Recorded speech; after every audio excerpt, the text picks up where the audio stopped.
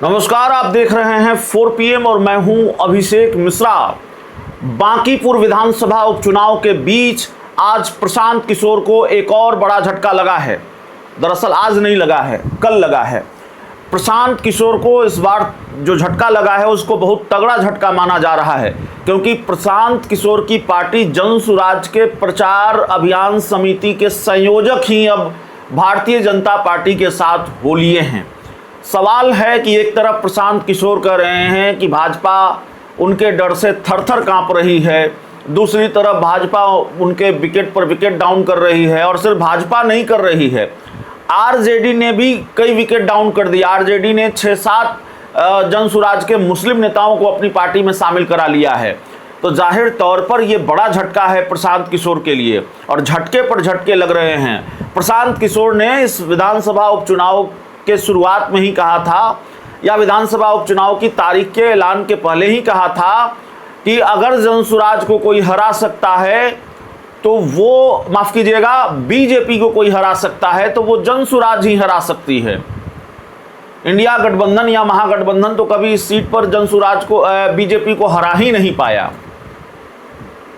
अब प्रशांत किशोर इस तरह के दावे कर रहे हैं, वो कह रहे हैं जन सुराज ही बीजेपी को हराएगा, और दूसरी तरफ प्रशांत किशोर का कुनबा धीरे धीरे खाली हो रहा है। प्रशांत किशोर की पार्टी के कई लोग उनको छोड़कर बीजेपी और आरजेडी में शामिल हो चुके हैं।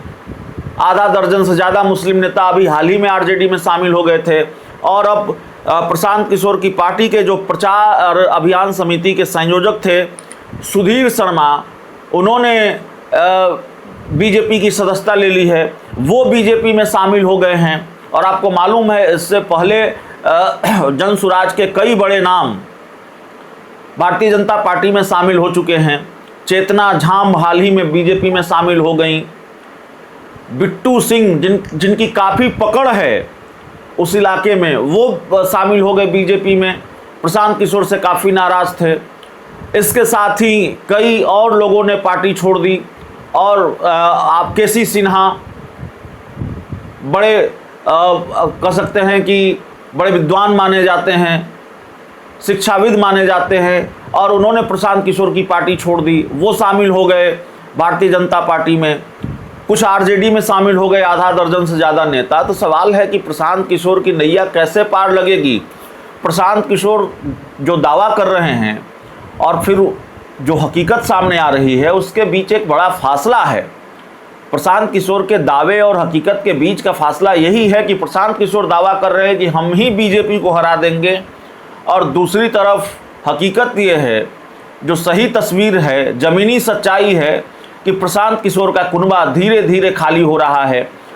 उपचुनाव के दौरान प्रशांत किशोर को लोग छोड़कर जा रहे हैं, कुछ बीजेपी में जा रहे हैं, कुछ आरजेडी में जा रहे हैं।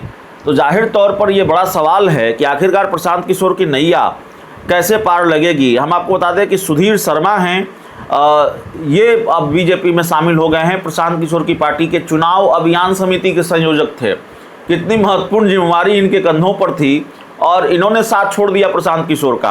तो ये बड़ा सवाल है। आपको बता दें कि बीजेपी में रहे हैं, बीजेपी के चर्चित चेहरा रहे हैं सुधीर शर्मा, और भाजपा में सहकारिता प्रकोष्ठ के अध्यक्ष थे।